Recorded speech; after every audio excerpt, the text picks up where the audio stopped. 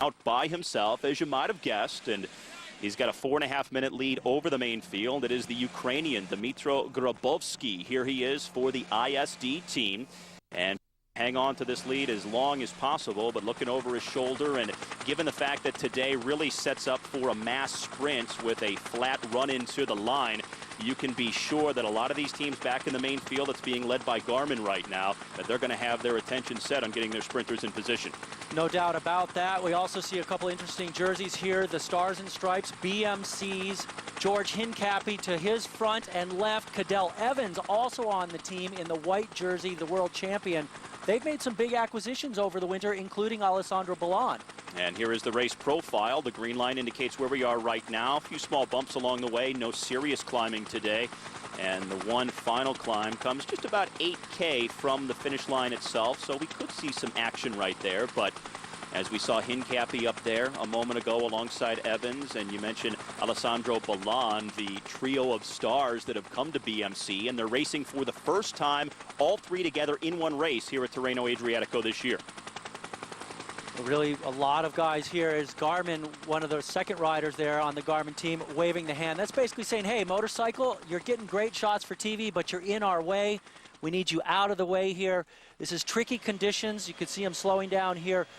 Every single corner in a day like this takes on a new feel as the guys have to gingerly get through it without losing control and sliding off into these cars on the side. Well, one of the reasons that some riders don't like coming to Tirreno Adriatico is because of the narrow roads, the tricky circuits, the tight finishes, but some like to come here, ironically enough, for the good weather, because we do have another big race going on concurrently with this one. That is Paris-Nice, and given the choice, some riders prefer to typically come to Tirreno Adriatico because the weather's better, but not so in these first couple of days of this year's edition, apparently. Yeah, well, this is not exactly good bike racing weather, but you can see all these Garmin guys up here. The reason is Tyler Farrow won a stage here last year, and he's got really good confidence this season. I think we're going to see a lot from that Garmin sprinter this year, Tyler Farrow. Dmytro Grabovski continues in the lead, the 24-year-old who back at the World Junior Championships 5 years ago took second in the time trial. He won the road race and now trying to make a name for himself in the professional ranks. And Grabovski this is sort of a typical, well, if you're a football fan, a Hail Mary type of move. He's going long, he's going deep, he's out there all day, and he knows that it's unlikely he's going to be able to stay away. Even though he has a big gap, because there's so many good guys back there in the field with a lot of powerful sprinters, and they want to help those sprinters get to the finish line with no one off the front. But this does help his team. They can sit in, they can relax, and it also keeps him out of harm's way. Back in the field, much more likely to be involved in a pileup in these type of weather conditions. Saw the name of Cipollini on the bike frame. That's because the Lion King himself, Mario Cipollini, supplies the bikes for the ISD team. He's here at this race this year as well. As we look down on the main field, again, you can spot Hincapie in the Stars and Stripes of the U.S. National Road Champion, just behind the rainbow jersey of Cadell Evans, the World Road Champion. He won that race at the end of last year in Mendrisio, Switzerland. And Evans racing for the first time ever at Tirreno Adriatico. And boy, what a monumental win that was for him at the World Championships. Has had a couple of difficult years, 2009 especially hard, but to cap it with the biggest win of his career, certainly giving him a new perspective coming in to this 2010 season. Now back to the front of the main field, Garmin really congregating up there. Of course, they will try to position their big American sprinter Tyler Farrow for a shot at glory today. He won stage 3 of this race last year, beating out the likes of Pataki and Cavendish, and he's only been gaining in confidence since that win last year. Well, Farrow had an incredible win last year. Once again, a nice shot of two men on the same team, BMC on the left, but the special jerseys of the world champion and the national champion. And, you know, actually, since we just saw them again, I'd like to say that I think BMC maybe on paper has one of the best teams in terms of their depth. They have a very deep team here in potential winning for the overall. What's going to hurt them is they don't have a time trial in this race this year, so that takes away some of their advantage, I think. Yeah, the two biggest changes in the Tirreno Adriatico course over the next 7 days from what we've seen the last few years. There's no time trial this year, and there's no climb of Montelupone, which has always been a very selective part of the course. So you don't have that huge climb, no TT. That means that for the most part, the racing could be more aggressive. The gaps will be smaller, and it's really going to come down to placings and time bonuses to sort out the overall GC. It's really true, Steve. All the different team managers are basically saying they expect this race to be very uncontrollable, very much an opportunist type of race, because there are no mountaintop finishes, no time trial like you said. So the specialists don't have that opportunity. It'll change the entire flavor. Look at this. Here's one of the crashes that we've seen. We've got a few riders down on the deck. It looks like a couple of Cervelo test team. Those are the guys in the black. Now, it looks like 5 guys at least right here. Sometimes you don't see the collateral damage that goes on around it. The camera can't pick it all up, but at least 5 guys here who have been consumed by a crash. This is one of Neri's, ISD Neri on the left side of your screen. His teammate is off the front. We've got a Francis de Joux rider there on the ground in the white by the blue car. There's a Euskaltel rider in orange. So a bit of a long view here from the helicopter, but that's what happens in the rain. Rain, wind as well, so you have to be super attentive on a day like this, especially the first day of a 7-day stage race so early in the season. Everybody's nervous. The roads are dangerous, so no surprise to see something like this happening as we are underway with our coverage of Stage 1 of the 2010 Tirreno Adriatico race here on Universal Sports. As we come back, there has been a split that because of the crash we saw just a few moments ago. So the chasing pack that is Dmitro Grabovski, the lone man out front, has been split in 2. Not a serious split in terms of overall time. You see the gap right there. So some guys trying to get back on to the tail end of this larger main field right now that's still being led by Liquigas and Garmin. Really, Johan van Summeren, the Belgian in the Garmin colors, which are orange and blue, doing a lot of time on the front there for Tyler Farah, the American on that squad that is their main sprinter. In fact, one of the best sprinters in the world. And it might be interesting to let people know how much cycling has risen in the prominence of the world in the last couple of years, as we have 4 big American teams now on the world stage, Steve. Well, as far as pure sprinters, too, when was the last time that the U.S. produced a legitimate world-class sprinter like a Tyler Farah? It's been a while, and I actually think that, to my knowledge, and really from my thinking, Tyler is the best sprinter that's ever come out of American bike racing. As far as the other Americans, we've seen George Hincapie already, who is in this race. He was 17th here a year ago. Some of the other big Americans are over at Paris-Nice right now. Christian Vandevelde, Levi Leipheimer, Chris Horner. Lance Armstrong, in case you're wondering, his first European race of the season was a week ago, the Tour of Murcia in Spain. This week, he's down in South Africa doing a charity event in Cape Town. The next time we'll see him back in Europe is a week and a half in Milan-San Remo. You know, the schedule that Armstrong keeps is really not conducive to being a professional bike racer. I don't know how he does it. The private jet helps. Yeah, certainly. He's that flying coach. He's got some good help, but still, now look how strung out the field is now, Steve. That's an indication of just how hard things are going in the chase here of Grabovski. He's been off the front for a while, but they are starting to take things pretty seriously. And once again, Van Summeren on the front. A lot of work from this big Belgian. You also see some of the snow that's still on the sides of the road in the fields around this region of Tuscany right now, an indication of just how cold it is for this first stage of Tirreno Adriatico. You know, when I see the guys racing in these conditions, it always brings me right back, Steve. And typically the smaller the guy, the worse the cold is, because they just don't hold their heat as well. 4:15 now, the gap. But you can't shelter yourself, because you still have to be able to pedal. There's George Hincapie right there in the Stars and Stripes with Cadel Evans in the white jersey behind him in the World Champions colors. But you can't dress warm enough to stay warm, because then you can't move and you can't pedal. So there's really no good way around it. Another great shot of Evans alongside Hincapie. Big move for George Hincapie, going to the BMC team, leaving the HTC Columbia team where he fit in so well, helping Mark Cavendish a year ago. Some people scratch their heads thinking, why did Hincapie make that move? But he's getting later in his career, wanted to try something new, and this provides a different kind of a challenge. And now working with Cadel Evans, and by all accounts, they're getting along great. Some might have wondered how these two very different personalities would sort of coagulate, but so far so good, they say.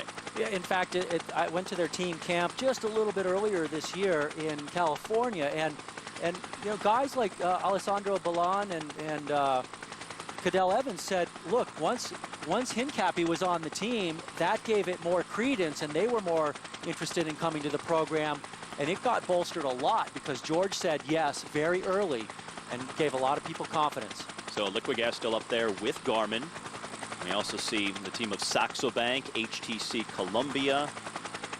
The one team you will not see in the peloton here at Tirreno Adriatico, the Lance Armstrong team, Team Radio Shack, as the Shack was the only prominent professional team that was excluded from receiving an invitation to this race. Yeah, a bit of a snubbing there, and nobody knows for sure, but they think because Lance and Levi have said they're not going to do the Tour of Italy, the same organization owns this race, because the Tour of Italy now in May overlaps with the Tour of California back in the U.S. They said, look, we're going to race in California, so the Tour of Italy said, great, well then you can't race our other race. By the way, this is the second biggest stage race in Italy. Right. However, Radio Shack has been invited to Milan San Remo, and as I mentioned earlier, we will see Lance Armstrong there a week from this Saturday. Astana, the former team of Lance Armstrong, is in this race. You see them near the front. There's Liquid Gas, and there's HTC Columbia. So not only a situation where teams are trying to control the gap to put their sprinters in position, it's also a matter of safety. With these wet roads, the wind, everybody trying to stay near the front, out of danger as stage one rolls on in Tuscany. Well, we mentioned earlier that Paris-Nice is the other big stage race that's happening concurrent to this one at Tirreno Adriatico. And here is the GC after 3 stages. Jens Vogt of the Saxo Bank team has a 6-second lead, and some of the big names, Alberto Contador, Levi Leipheimer, 20 and 24 seconds back on GC respectively. Both have crashed in that race, by the way. No health issues, but they have both hit the deck. As we go back to stage 1 coverage with Grabowski, the Ukrainian, hanging on to a 3-minute lead over the main field. But Gogo, it just illustrates how dangerous these early season races can be, even though your main objectives are much later in the year. Well, that's always the question for these guys, is matching their ambitions for fitness with the risk factor involved in the different races. And some guys just like certain races. They feel more comfortable in them than others. But, you know, that's an individual thing. Well, you look back to last year, Lance Armstrong crashes in Castilla y León, and he suffers a setback with a broken collarbone, ends up racing the Giro, but wasn't really in the sort of physical shape that he needed to do as well as he had hoped in the Italian Tour. Well, in fact, 2 years ago in this race, Linus Gerdeman, the leader on the Milram team, crashed in the individual time trial and broke his femur. And that put him out really for most of the rest of the year. He never really got that form back. So anything's possible out there. I mean, they certainly, you know, they make it look easy on TV, and they make it look like they're in control all the time, but there are so many days at the end of the race where teammates are coming up to each other saying, man, how dicey was that out there today? Now a little over 20 kilometers left to go, and at last check, a 3-minute lead for Dmytro Grabowski, the 24-year-old Ukrainian who's been out by himself for quite a while.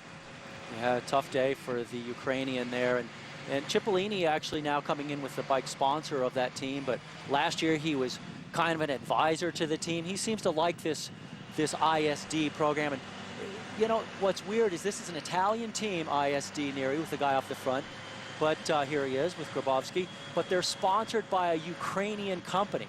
So these teams are very multinational and international. Some of them have mostly riders from one country, but sponsors from different countries. It's all jumbled together sometimes. And it also is an indication of how political certain rider selections can be. It's not just a rider selected for a team based on talent. Sometimes you have to satisfy sponsors. You have to satisfy national ambitions as well. No doubt. You know, if we get another shot of Grabowski's bike, look at the seat tube, the tube directly below his saddle. It actually comes down to the top of the rear wheel, and then it bends and curves forward around the wheel. You can almost see it there. See that? That's really aerodynamic. This is a very much a bike that's sort of teardrop shape, almost like a time trial bike. Here is the main field. Again, we saw that split earlier because of the crash that happened just a little more than 30K from the finish line. And still Garmin on the front of the field. They really have a lot of confidence in Tyler Farah. You can see it the way they're riding. But remember, this is an early season race, Steve. So 7 days of racing, if you throw out all your cards on the first day, guys don't recover as well. They don't have as much fitness day to day, and they may be hurting later on in the race. And Farah has a long season ahead. I mean, he may do all 3 Grand Tours plus the World Championships in Australia this year. That's a lot of bike racing, even though Farah has proven that he can put in a big, heavy workload over the course of an entire season, but you still have to pace yourself, and we're just in the early part of March. Now, saw the results after stage 3 at Paris-Nice a moment ago, and with that race happening at the same time, it's always a question of which race do you go to. Paris-Nice, Tirreno, Adriatico, each March, and for most guys, the stage racers usually choose Paris-Nice. It has the harder climbs, but for Tirreno, Adriatico, you have the short uphill finishes, and you know, for the most part, Tirreno Adriatico draws the classic sprinters. It draws the one-day classic specialists, as opposed to the stage racers who go to France. Yeah, because the climbs here are shorter, and the guys who are going to win the big Grand Tours, the Tour of Italy in May, the Tour of France in July, and the Tour of Spain in September, they need to be able to excel at long climbs, 10 kilometers, 20 kilometers in length. So they want to do Paris-Nice because it's got longer climbs that they really get into a grade. You can see, once again, that very aerodynamic bike there, the Cipollini frame underneath Grabowski. So coming up on the final 20 kilometers of stage 1 of Tirreno Adriatico, Grabowski, his lead just down under 3 minutes over a peloton that's in pursuit, led by Garmin, also led by Liquigas. We've seen Saxo Bank up there, Aqua Saponi. Many teams taking turns because this sets up for a classic mass sprint finish, so everybody trying to get in position. Well, and Liquigas on the front now, their man is Daniele Bonatti, who is one of the best sprinters in the world. So there are many guys back in the field who have an interest in chasing this breakaway down. And the lead basically has been cut in half for Grabowski from the last time check we got, a little more than 90 seconds ahead of the main field. So this guy is coming back to the field, and perhaps we will get that sprint that everybody expects here at the end of stage 1. We'll find out as we continue from northern Italy right after this. The 45th edition of the Race of the Two Seas, Tirreno Adriatico, commencing today on Universal Sports. This is stage 1, 148 kilometers from Livorno to Rosignano Solve in central Tuscany, northwest Italy. And this is our lone leader, Dmytro Grabowski, the Ukrainian for ISD, but even though he's been out by himself for quite a while, the lead has been evaporating very quickly. And the peloton not too far away now as we're down inside of the final 20K left to go to the finish. Well, the nice thing for the rider, Steve, at least the rain not falling at this moment. That's certainly a welcome reprieve, but still cold out there in the 40s and making for a tough day in the saddle for these guys. And that's a look at Mark Cavendish, who's come out the back of the main field. Well, Cavendish has been bothered by that tooth infection. In fact, was in the dentist chair just yesterday getting fitted for a brace. He's admitted that his form isn't where he wants it to be, as we see a rider from Milram making a move now. But Cavendish is still trying to work his way into form, and for that reason, a lot of the other sprinters are really licking their chops, realizing that they have a true shot at doing something special here in this race this year, with Cavendish still trying to round into shape. See here, Steve, Milram taking a little opportunity here, seeing maybe they can do something. Now this is Lampre up the left side of your screen. You know, the thing about bike racing is there's a lot of finesse in there. They don't just go out and open the throttle until they blow. They look for a sort of an atmosphere in the field, and they say, hey, maybe nobody's that motivated right now. I'm gonna test. And so that's what we're seeing. We're seeing some testing coming from the front of the field. Now the lead down under a minute now. Just a matter of time for Grabowski, and then it really becomes tactical. Who will use the eventual catch of our leader as a springboard to launch another attack? This is where things will really start to get interesting here on stage one, because again, the finish is so flat, it's so straight. Even though it's narrow, it sets up for a classic field sprint, so that's what everybody is expecting. So you might get some opportunists who try to surprise the rest of the field and sneak away and hopefully catch the sprinters off guard. As we have three riders just hanging off the front right now, but they know that they're not going too far. Yeah. By and large, when you look at the profile of all 7 days at this year's Tirreno Adriatico, most figure that there's 3 very signature days for field sprints, this being one of them. So the sprinters teams are not going to want to miss out on day number 1 like this. Yeah, those sprinters teams, they really lick their chops on these days because they have a lot of confidence in their sprinters. It looks like Sky on the front. And speaking of a lot of changes over the winter, a brand new cycling team, a British team at the highest level, the Sky professional team, and it has a stacked field. Their leader, Busenhagen, Edvald Busenhagen, excuse me, and he can do it all. So he's a big threat here in this race.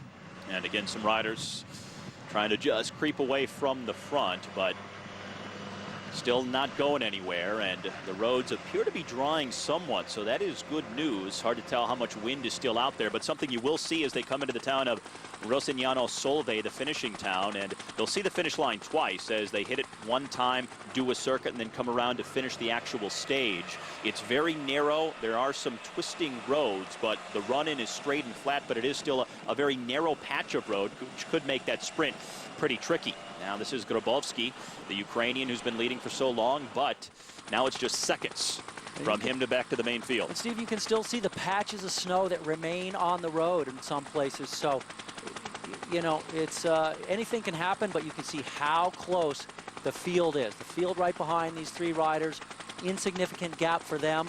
It still looks like Sky on the front. They're very motivated because not only does Edvald Busenhagen have a sprint, but he's good for the overall. Grabowski just looking over his shoulders now, just soft pedaling because he knows he's about to be swallowed up by the main field. In the background, just seconds behind. And then we wait for the counterattacks and wait to see what might unfold. Again, the sprinters teams have been well represented in the chase, as you would expect. That would be the etiquette, that would be the protocol, as they try to control things to set things up for their primary sprinters. And now that break is about to be brought back, we'll see how well they do at controlling the counterattacks that are sure to come.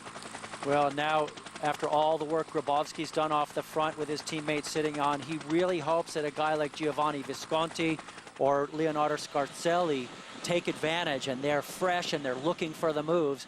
And it looks like somebody coming out of the field in the colors of Euskaltel Euskadi. Easy to pick out in the bright orange, launching a move as things get strung out here. And you see how narrow these roads are. A little twist here and there. And it'll be this way much of the distance all the way to the finish line.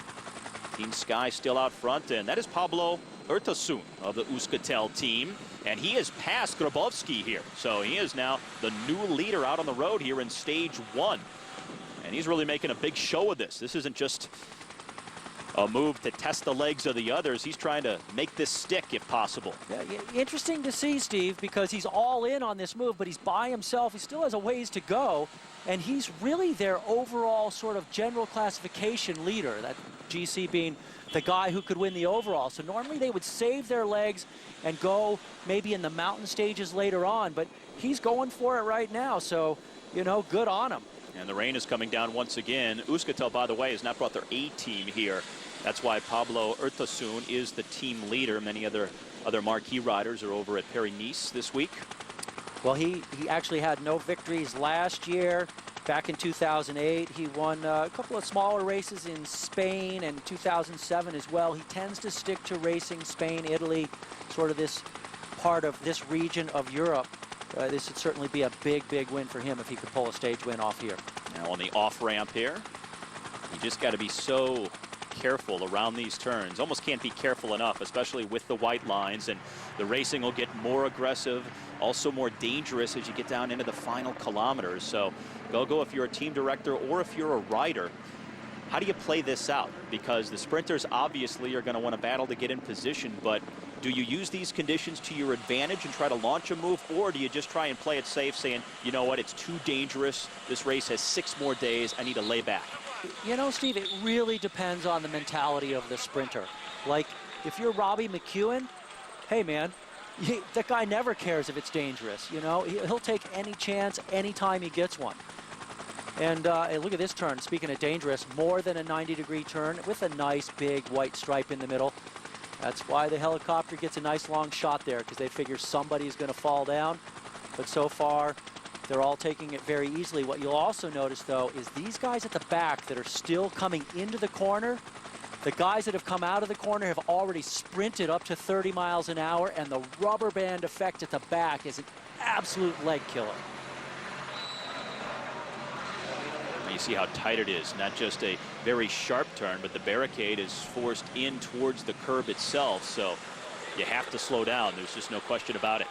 So Pablo Urtasun of the Euskaltel team is the new leader, seconds in front of the main field. And another tight turn, this time to the left here, as they approach the finishing town of Rossignano Solove here on stage 1 of Tirreno Adriatico. This is the main field, led by Team Sky. Liquigas is up there as well, just behind.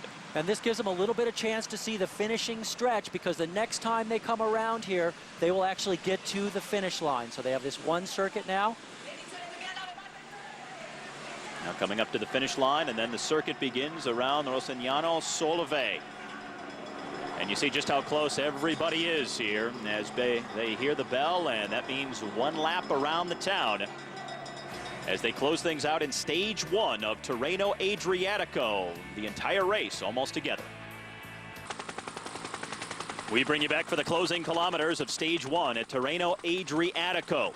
Just 6 seconds from the main field, which you see right here, led by Team Sky, up to 2 riders. As we last left you, Pablo Urtasun of the Euskaltel team has now been joined by the Milram rider, Nicky Terpstra. So Terpstra bridges across, the 26-year-old, who's a very decorated track cycling athlete, and now he is in this leading group of 2, but again, just seconds ahead of the main field right now, as they are on the circuit around the finishing town of Rossignano Solove, and just inside of 9 kilometers left to go to the finish. Well, Steve, you noticed there, Terpstra, as he just came up to the motorcycle that's filming them, used a lot of bit of professional sort of technique as he rode right up into the slipstream of the motorcycle and then kind of rode around it. They want to work these little angles when they get a chance. Now you see Team Sky being joined by the Acqua e Sapone team in the red and white. Sky is in the dark and white as well as blue colors. New team this year. And everybody gathering near the front here. You see they're shoulder to shoulder. And Tom Bonin there as well in the Belgian national champion. Red, yellow, and black on the shoulders. He's one of the big favorites here for the sprint finishes. Bonin, one of the big name sprinters, a lot of high value marquee names. Tyler Farah, Alessandro Pataki, Oscar Freire, Tor Hushoff, Daniela Bonatti. They are all in this race here in 2010. Tom Bonin, though, interestingly enough, saying that he's not all that enamored with bunch sprinting anymore, trying to become more of just a one-day specialist here at this point in his career. Well, he's actually shown huge promise in the one-days, like Paris-Roubaix wins, where he doesn't just go beat guys at the finish line. There have been a couple of his victories where he's just dropped them all, you know, half an hour out from the finish and said, see you later, boys. It's been fun, but I need to go win the race. Now, multiple Paris-Roubaix winner. They'll try and go for another victory here in just about a month's time, as a quick-step rider is dropped out the back here. And while it does set up with that flat run into the finish for a field sprint, as we saw with the first time they came into the town of Rossignano Solove approaching the circuits, we saw just how tricky some of those turns were. Very narrow, very wet and tight. So you have to wonder if that might cause some kind of a split that would disrupt an otherwise field sprint. That's certainly possible. Look how dirty Urtasun's face is there from all the spray and the mess. And Right now, it is Milram and Euskaltel Euskadi. A German team on the front, Milram, and Euskaltel Euskadi is a Spanish team, actually Basque region, but Spain nonetheless. Well, this is good stuff. This is just classic March racing. Mud on the face, snow on the side of the road, rain, wind, everybody bundled up. Yeah, and looks like Ertasun now starting to crack just a little bit after being out there. This little bit of a climb, and every little uphill now really puts the sting into your legs. Holding on to just about 12 seconds over this group, but that is nothing with a very hungry field that contains so many grade A sprinters. And Ertasun is now dropped, and it is Terpstra out by himself, the Milram rider, who back just 1 year ago won the third stage of the Dauphiné Libéré and wore the yellow leaders jersey for a short time there, and that was his signature moment of the 2009 season. He knows this is going to be a very tough victory to pull off, but you can see he's still very motivated. He's not looking back. He's not giving in. This is a guy who's looking up the road for victory, not back behind him for getting caught. Now, Liquigas has brought a couple of guys back to the front as teams are changing the dynamic at the front of the main field. We've seen 4, 5, sometimes 6 different teams rotating through, a lot of different representation at the front end. That looks like that is the Androni squad on the front right now.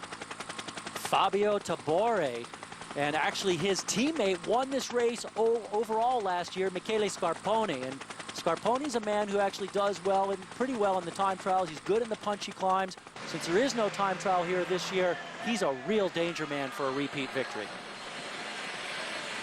Now, a lot of times late in a race like this, you will see moves to set up other moves later on when you come down to the final kilometers. Sometimes guys launch themselves with hopes of setting up something for their teammates down the road. So a lot of tactical things take place, sometimes more than you can count, this deep into a stage like this. I think it's a brilliant move by Fabio Tabore there of the Androni Giocattoli squad, because if he can make his way up there to Terpstra, then they have 2.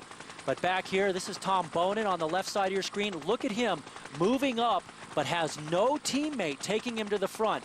Quick Step is making a mistake right now. They should be shepherding their sprinter, Tom Bonin, and getting him to the front out of the wind. If he uses all his energy getting up there, look at that line, he won't have anything left. Yeah, nobody's going to let him in, so where does he get that shelter, and why is Quick Step not protecting him? Well, you know, the thing is everything changes on a day like this. Guys that usually sprint good sometimes sprint bad. Some guys that don't sprint good still sprint okay when it's wet and cold, so you just never know. Lampre would like to position Alessandro Patacchi for a win here. He's won stages at this race before, and even though he was banged up in a training crash on Monday, he's looking to mix things up with 6 kilometers left to go. That's Bernucci for Lampre, one of the Italians on that squad. It's almost all comprised of Italians. Now the pace accelerating, creating the single file line. And this is Skyrider attacking, going right by Bernucci. Again, Team Sky, more a GC team at this year's race with Edvald Boassenhagen and Thomas Lövqvist in their fold.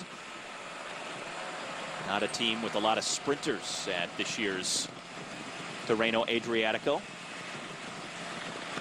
Liquigas just doing the big work on the front for Benatti. So there are a number of teams that really still feel that their sprinter has the legs to get the job done at the end here today. Just outside of 5K left to go, this is always a very interesting part of the race as you see a move being made here by the Acqua e Saponi rider, and that is Luca Paolini.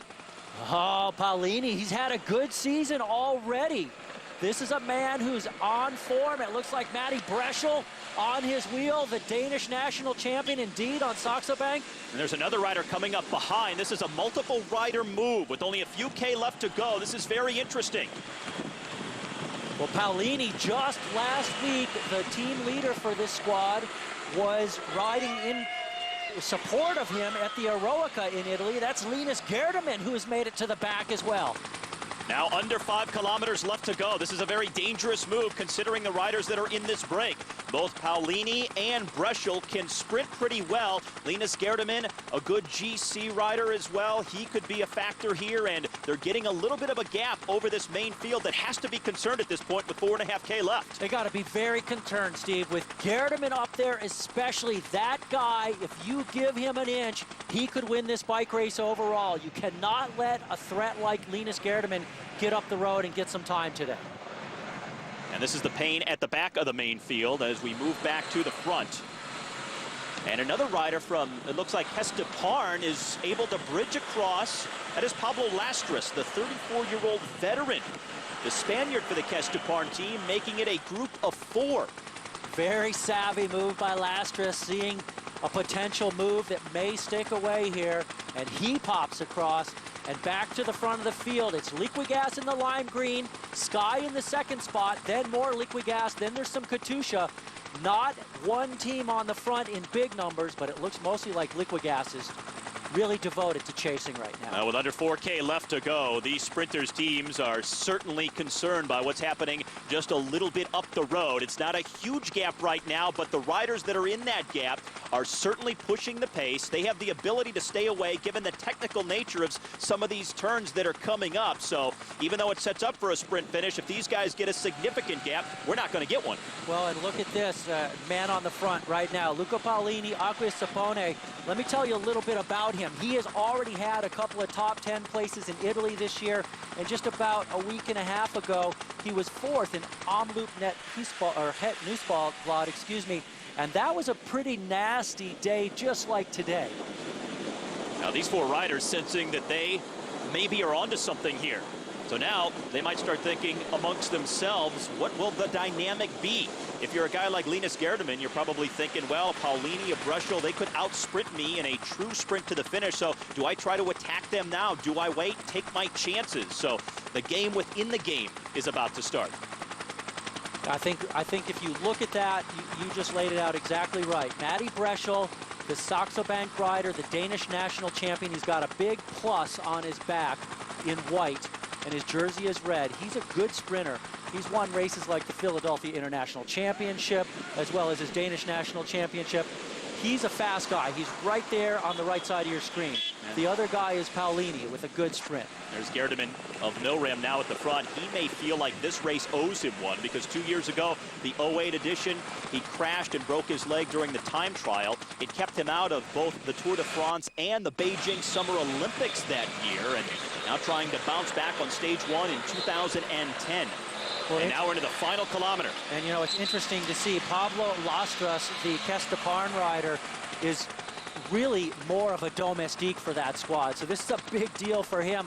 But he has to think, well, who do I have back there in the field that's on my team that this is actually hurting? And that would be Marzio Brussein, the Italian on his team, who's really their overall rider. Look how close the main field is now. It's just a few seconds. The camera will pan up, and there it is. These are the 4 leaders, just seconds back to the main field, and all of the marquee sprinters trying to hunt them down. Lastras, Breschel, Paolini, and Gerdemann are the front 4 right now inside the final kilometer. Here comes the main field back to their heels. Team Sky is there.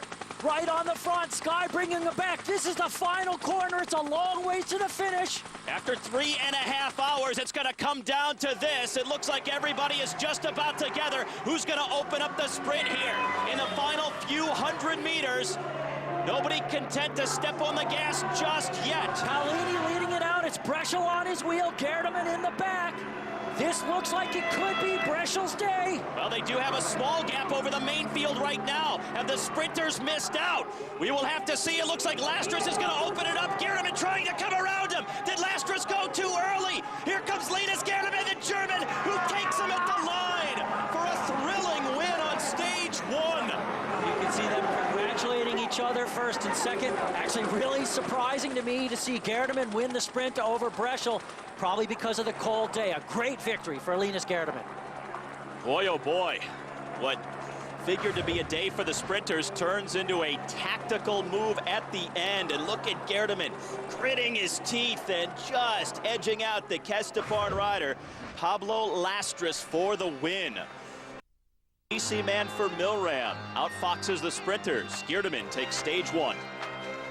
We bring you back to the overhead view of that sprint. Here comes Matty Breschel right up the middle in the red and white. On his right is the Spaniard, Pablo Lastras. On his left in blue, Linus Geerdeman. You can see Breschel just totally loses the legs. Geerdeman triumphant here. A big win for the German. Linus Geerdeman, the 27-year-old from Milram, his second win already this season, also took a victory in Mallorca.